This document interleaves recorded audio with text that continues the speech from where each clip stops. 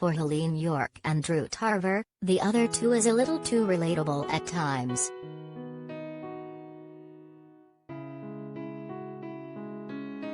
In the wonderfully absurd showbiz satire, which moves from Comedy Central to HBO Max for Season 2, first 2 episodes now streaming, new episodes every Thursday, the actors play Brooke, Yorke, and Cary Dubek, Tarver, fame-hungry adult siblings overshadowed by their teenage pop star brother, Chase Dreams, Case Walker.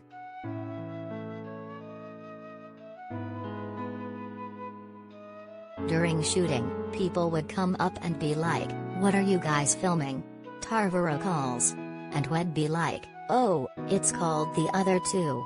And they'd be like, "Where are the stars?" And we'd be like, "We are them." They'd just go, "Ugh," and walk away.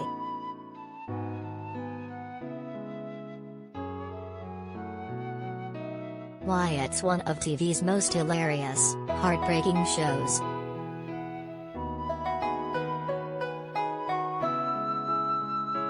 The Other Two, which premiered in 2019, was created by longtime Saturday Night Live writers Chris Kelly and Sarah Schneider.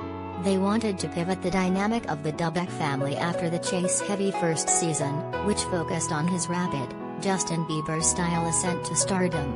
This season centers more heavily on their tireless mom Pat, Molly Shannon, who gets her own daytime talk show and becomes TV's new reigning queen of nice, with treacly segments and garbled catchphrases inspired by Ellen DeGeneres.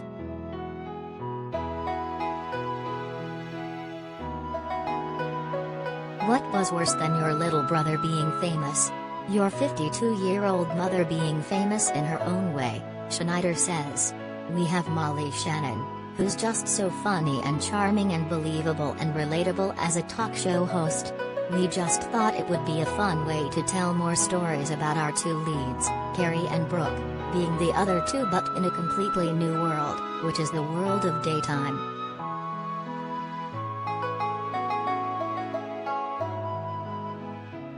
Following a pitchy MTV Video Music Awards performance where the Dubeks and the world realize that Chase can't really sing, he tries his hand at college in the Season 2 premiere. Meanwhile, aspiring manager Brooke scours TikTok and children's birthday parties looking for the next teen singing sensation, and Cary finds minor success hosting web series such as Age Net Worth Feet, a red carpet segment surveying celebrities about those three things.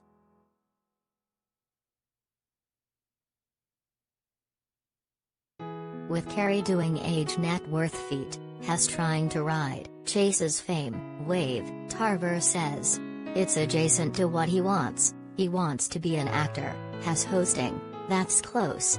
Maybe if he looks at the right person's feet, somebody will cast him in a Marvel movie down the road. I don't know. Hess trying to figure it out.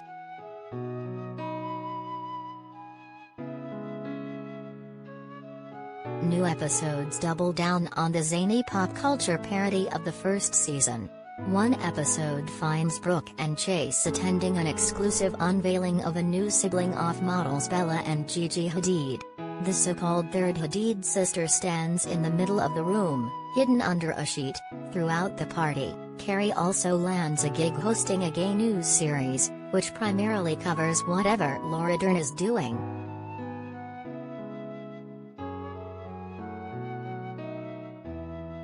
Season 2 is unabashedly queer, with more jokes about Grindr hookups, gay Instagrammers and married couples posing as fathers and sons and sharing fabricated coming-out stories on Pat's talk show to get monetary gifts. After struggling to come out to his late dad, Cary is now living more comfortably in his skin and has his first boyfriend, Jess, Gideon Glick.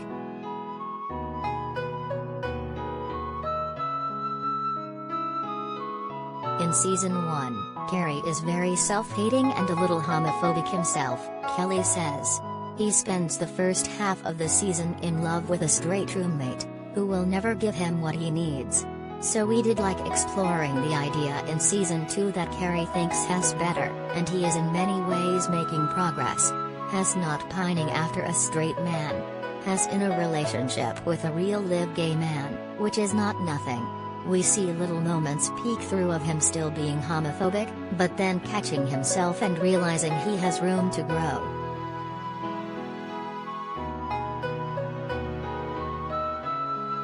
While last season culminated in a poignant yet darkly funny reveal about how the Dubek's father died, #MyDadFroze, Yorke says new episodes are less about grief and more about Brooke and Cary prioritizing themselves and the pitfalls that come with that. Brooke reluctantly becomes Pat's manager, and tries booking eligible bachelors on her mom's daytime show for the sole purpose of asking them on dates. But at the end of the day, her wry, close-knit relationship with Cary is the tender heart of the other two.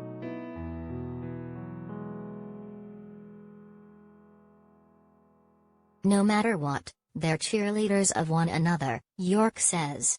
They want the other to do well, but they also know each other so well that they know when the other needs a kick in the pants. There's a shorthand, and to know one another that deeply, to be both friends and siblings, is so great. That's what I love about it most.